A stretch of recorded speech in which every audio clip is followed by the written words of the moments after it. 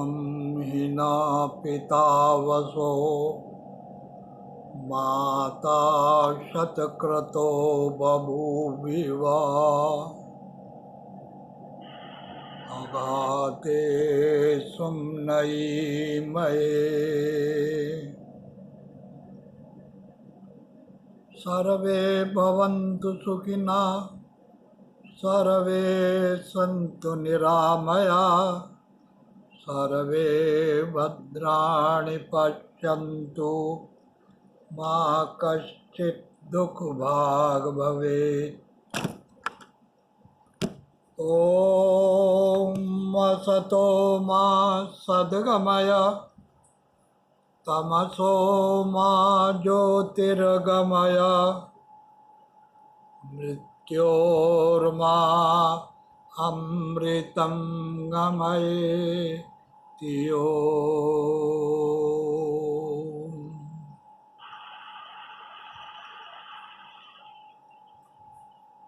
हमारे साप्ताहिक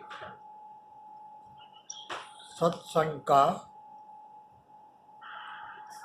ये क्रम है।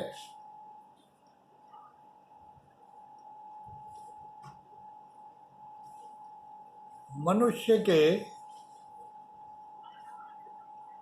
3 चिरंतन आशाएं हैं, आकांक्षाएं हैं। ये 3 चीज मनुष्य चाहता है। जब से बुद्धि का विकास हुआ, जब से मनुष्य ने सोचना प्रारंभ किया, उसको अपनी 3 समस्याएं बड़ी दुरूह लगीं। इन तीनों समस्याओं का बड़ा सुंदर प्रार्थना के रूप में उपनिषदों में प्रयोग किया गया।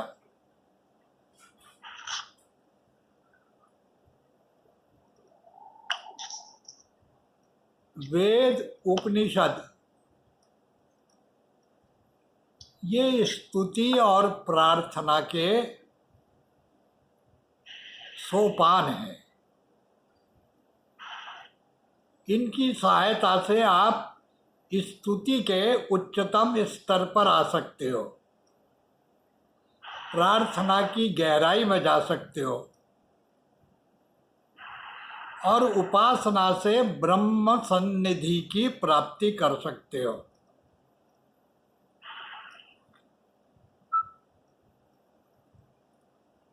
ये वेदादि उपनिषद आदि शास्त्रों का संप्रदायों से कोई संबंध नहीं है।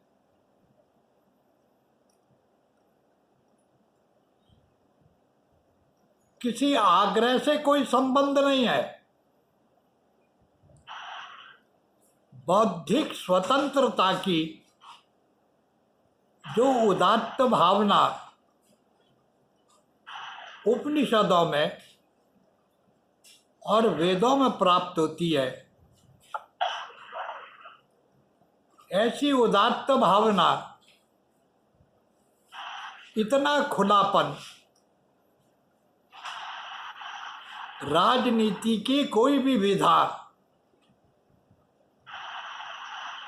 अभी तक क्रियान्वित नहीं हुई है।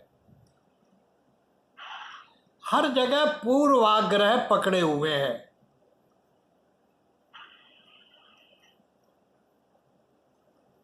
किसी कल्पना को उद्देश्य मानकर उसको पाने का प्रयत्न किया जा रहा है। मानव जीवन की इयत्ता राजनीति नहीं है, न अर्थनीति है, न भोग नीति है।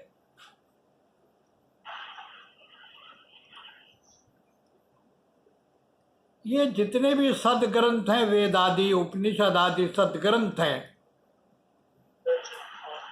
इनका संबंध किसी आग्रह से नहीं है। इनका संबंध है बुद्धि की स्वतंत्रता से। बंधन से मुक्त होने की कामना की गई है। इसलिए भारतीय वाङ्मय में, हमारे आध्यात्म में, दर्शन शास्त्र में जीवन का उच्चतम उद्देश्य मोक्ष के रूप में स्थापित किया गया है।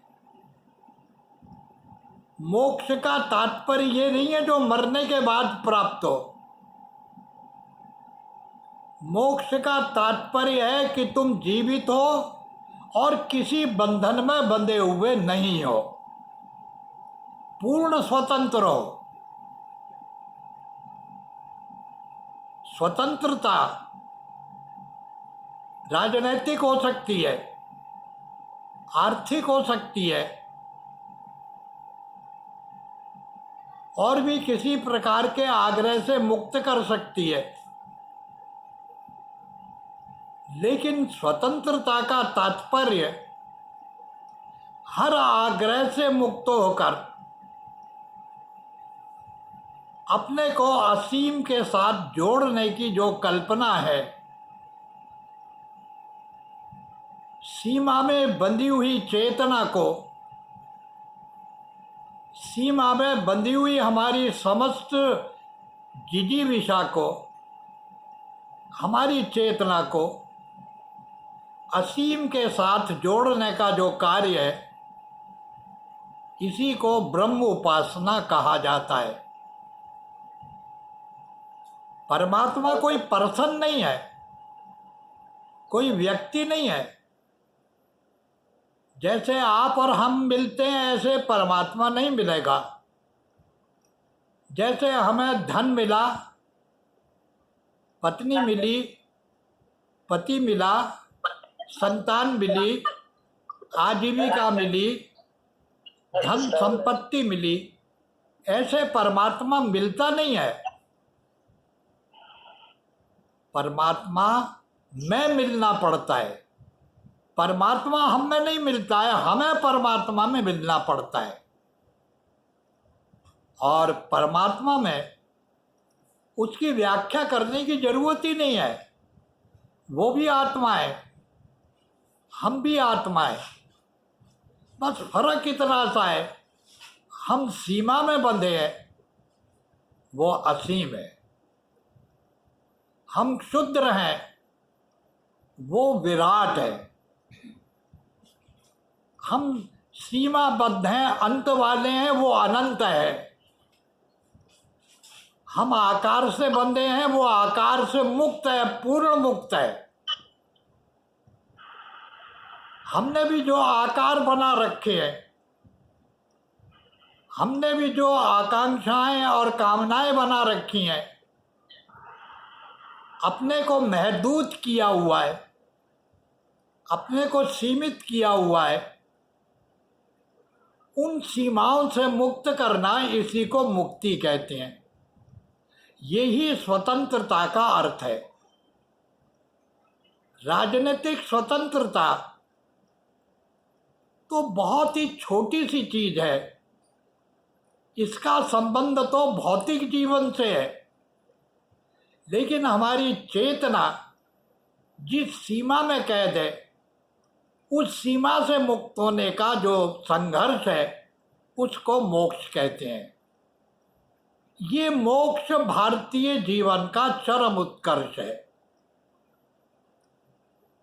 फर्क इतना सा पड़ गया कि इस मोक्ष की प्राप्ति के लिए जो धारणाएं बननी प्रारंभ हुई, जब वो कल्पना के अतिरेक में आई, व्याकुलता के अतिरेक में आई,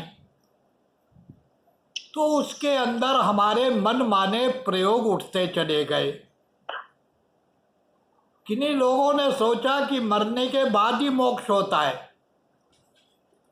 लेकिन आपको जानकर आश्चर्य होगा, उपनिषद जीवन मुक्ति की व्याख्या करते हैं, मुक्त जीवन की कामना करते हैं कि मोक्ष भी जीवित होते ही प्राप्त होना है।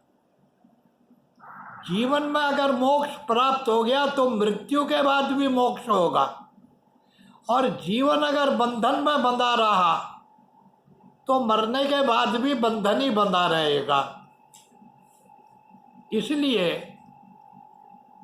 त्रिपथगामिनी, ये 3 धरातलों पर दौड़ने वाली गंगा, स्तुति, प्रार्थना और उपासना की गंगा, सत्संग में यही तो तैयार की जाती है। सत्संग का लक्ष्य क्या है? किसी संप्रदाय का प्रचार करना नहीं है, किसी गुरु की महिमा का मंडन करना इसका लक्ष्य नहीं होता, किन्हीं किताबों की एडवोकेसी करना इसका लक्ष्य नहीं होता है। सत्संग का लक्ष्य होता है परमात्मा की महिमा को समझना, उसकी महानता की ओर बढ़ना। ये स्तुति कहलाती है। मेरे मित्रों, भगवान की महिमा को तलाश करने के लिए न हमें ब्रह्मांड की व्याख्या करने की ज़रूरत है, न ज्ञान विज्ञान और टेक्नोलॉजी की गहराई में जाने की ज़रूरत है। स्तुति के लिए हमारा अपना जो जीवन चक्र है वो ही आश्चर्यजनक रूप से हर कदम पर हमको बताता है कि कितनी बड़ी महिमा है उस अज्ञात की, जिसको हम नहीं जानते, जिसने हमारे धरती पर उतरने से पहले हमारे भोग के लिए दूध तैयार कर दिया था हमारी माँ के छाती में कि बेटा आ रहा है, इसके लिए भोग पदार्थ तैयार कर दो। जिसने हमारे जन्म से पहले वातावरण को इतना सुंदर, आकर्षक, मनमोहक और इतना जीवनोपयोगी बनाया, तब जीवन का पुष्प खिला। ये सारी योजना, ये सारा विधान कितना आश्चर्यमय है, कितना अद्भुत है। क्या ये भगवान की महानता नहीं है?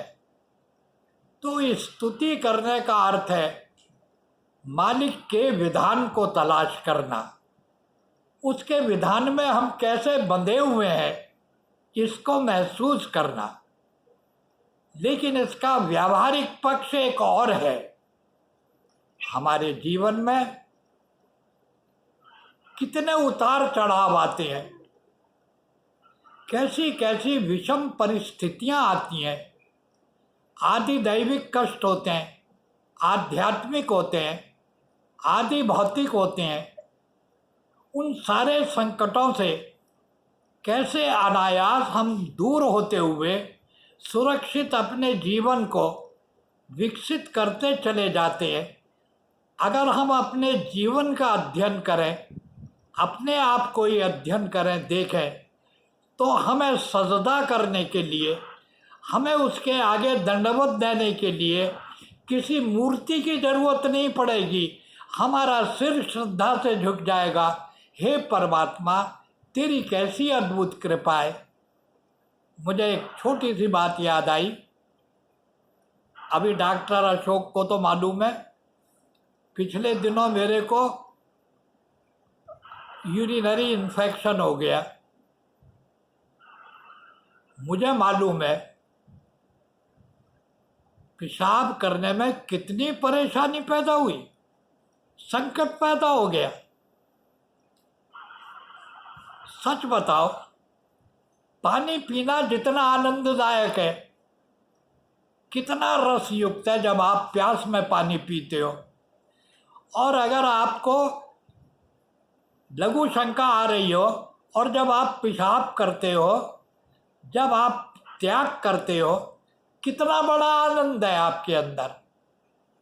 उसको ग्रहण करने में भी आनंद है, उसको त्यागने में भी आनंद है।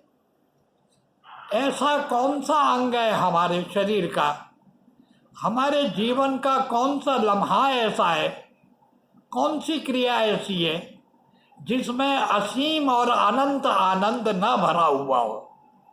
ये सांस लेना कितनी सामान्य घटना है, मालूम ही नहीं पड़ता है कि कब सांस आ गई, कब चली गई, और ये निरंतरता कैसी है। हम गहरी सुषुप्ति में सो रहे हैं, गहरी नींद में सो रहे हैं, तब भी ये निरंतर चल रहा है। आप चला रहे हो, जरा मुगालते में मत रहना, ये तो चल रहा है। कैसा अद्भुत है, कितना आनंद है, हर सांस का कितना आनंद है। इसको अस्थमा का पेशेंट जानता है कि एक एक सांस के अंदर कितना रस भरा हुआ है, कितना आनंद भरा हुआ है। तो जब हम अपने जीवन चक्र पर दृष्टि डालते हैं, अपने आप पर दृष्टि डालते हैं, तो सच बताओ, तुम्हें सजदा करने के लिए फिर किस मूर्ति की जरूरत है? किसके आगे सिर झुकाओगे? आपका सिर अपने आप नत हो जाएगा, अपने आप नीचे हो जाएगा। ये जो आत्म स्वीकृति होगी, यही स्तुति का फल है। इसीलिए स्तुति की जाती है, चाहे वो संस्कृत में करो, अरबी में करो, पर्शियन में करो, अंग्रेजी में करो, लेकिन एक बात याद रखो, अपनी भाषा में करो। उधार की भाषा में प्रार्थना नहीं होगी। प्रार्थना के लिए तुम्हारी अपनी भाषा हो, ये बुद्धि की भाषा ना हो, तुम्हारे मन की भाषा हो, तुम्हारे भावों की भाषा हो। और जब भाव से युक्त होकर के प्रार्थना होती है, तो छोटे छोटे शब्द कितना अद्भुत अर्थ देने लगते हैं। अपाम मध्ये तस्थिवांस तृष्णा विदज्जरितारम।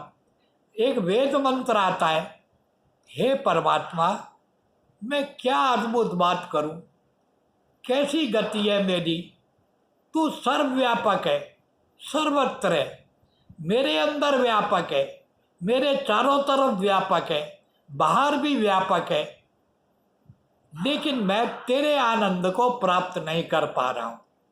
मेरी स्थिति कैसी है? एक कल्पना करी है वेद ने, अपाम मध्ये तस्थिवांस। मैं उपासना करने वाला, तुझको चाहने वाला, तुझको मानने वाला, तुझको पाने की इच्छा रखने वाला, मैं तेरे ही बीच में बैठा हूँ। और कैसे बैठा हूँ? जैसे मछली पानी में बैठी हो और वो मछली कह रही हो कि मैं प्यासी हूँ। शायद कबीर ने वेद के इसी मंत्र को लेकर के ये भावाभिव्यक्ति करी होगी कि जल बिच मीन पियासी, मोए सुन सुन आवे हंसी।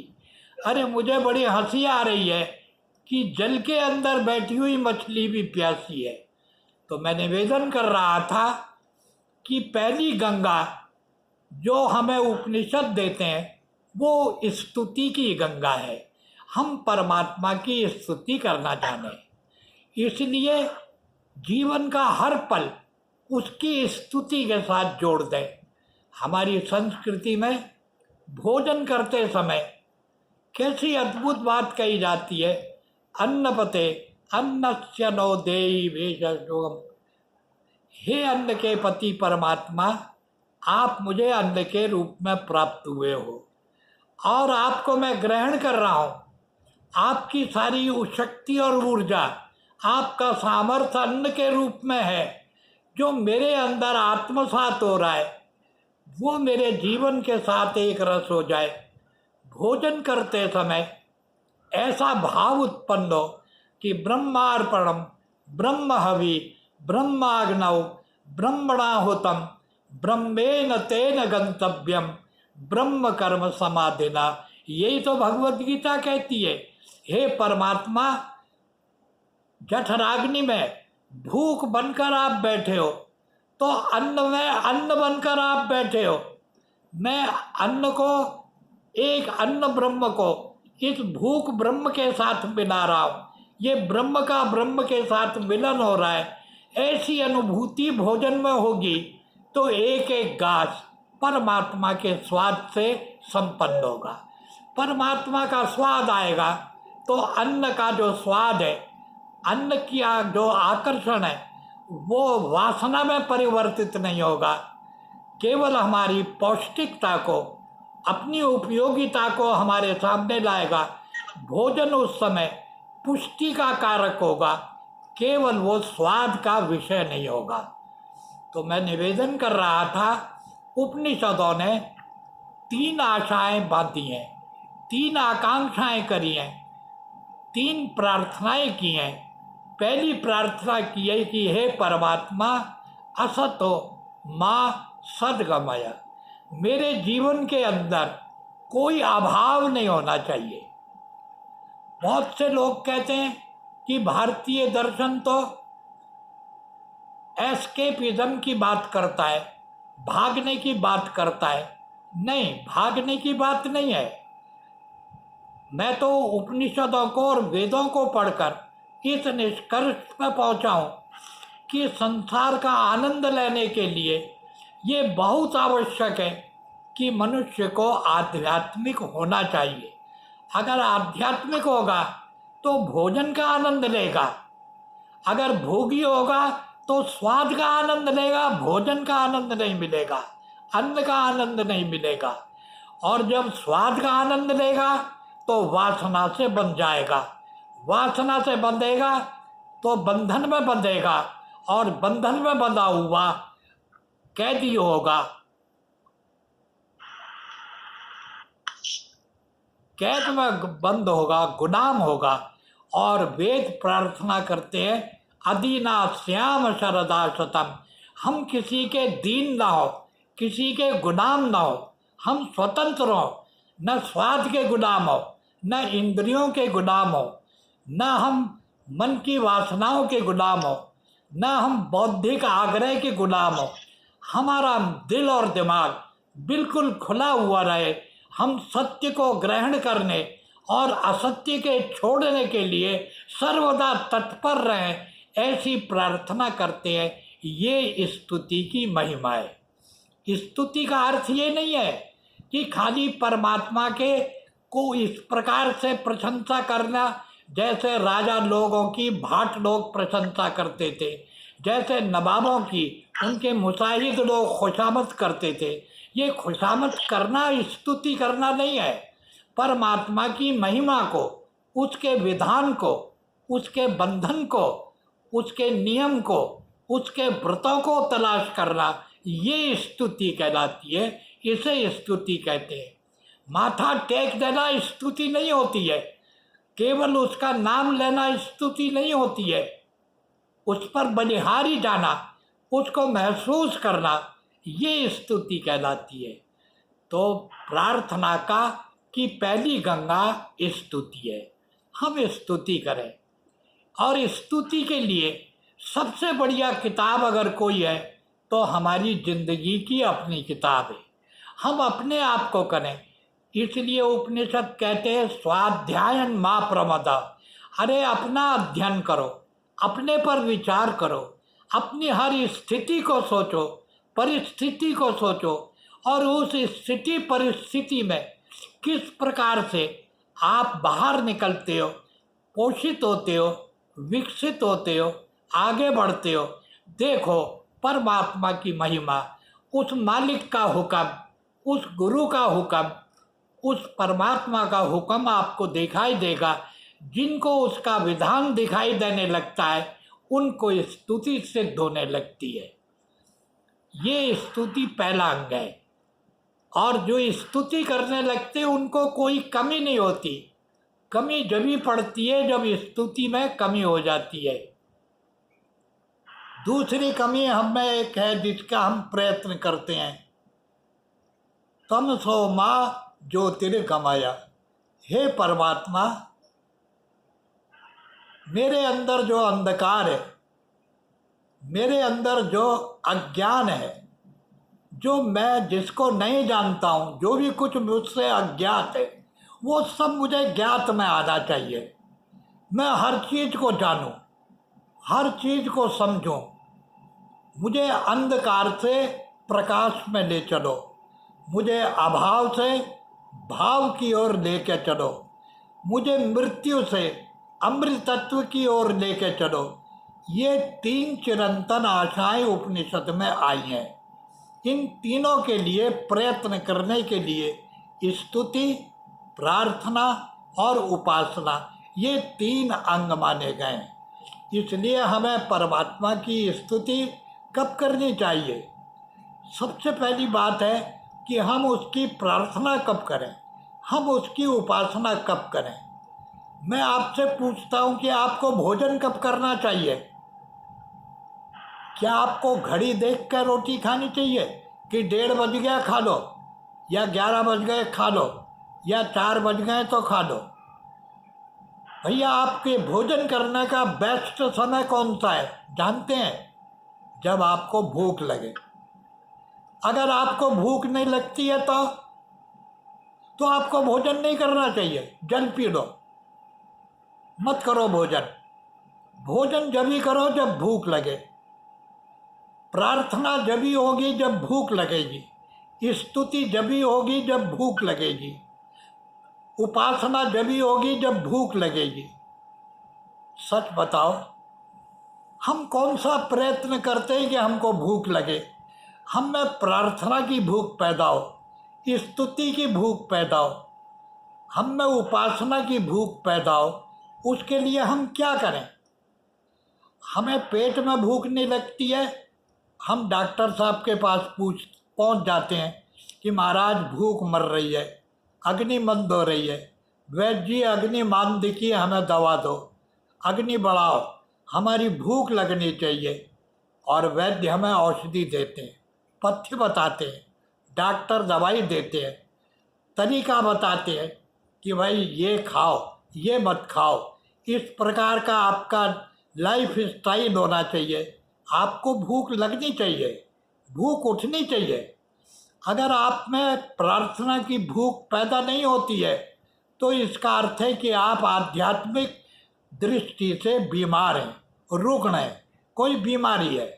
वो बीमारी चाहे भोगवाद की हो, वो बीमारी चाहे अपूर्त आकांक्षाओं की हो, वासनाओं की हो, अज्ञान की हो, पूर्वाग्रह की हो, अंधविश्वास की हो, न मालूम कितने कारण हो सकते हैं जिनसे हमको भूख ही नहीं लगती है।